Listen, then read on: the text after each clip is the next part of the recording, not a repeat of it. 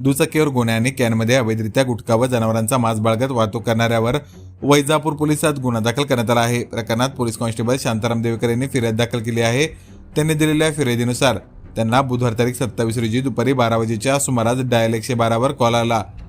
कॉलवर नांदगाव येथील Radhika petrol pump येथे एक इसम अवैधरित्या महाराष्ट्र शासनाने प्रतिबंधित केलेला गुटखा वाहतूक करत असून त्याला नागरिकांनी पकडल्याची माहिती मिळाली। फिर्यादी यांनी याबाबत निरीक्षक ताईतवाले यांना माहिती दिली। निरीक्षक ताईतवाले यांनी उपनिरीक्षक जाधव, पोलीस हवालदार झालटे, कॉन्स्टेबल नाचन व फिर्यादी यांना घटनास्थळी जाऊन तपासणी करण्याचे निर्देश दिले। त्यानुसार पथकाने घटनास्थळी धाव घेतली। घटनास्थळी गेल्यावर दुचाकी क्रमांक MH15 KT 5761 दिसून आली। मोटरसायकलवर पांढऱ्या गोण्या व कॅन दिसून आल्या।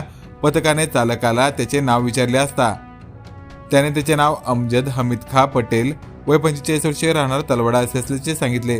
पथकाने त्याच्याकडील गोण्यांची व कॅनची तपासणी केली असता त्यामध्ये सुगंधित पान मसाला व 4 किलो जनावरांचे मांस मिळून आले।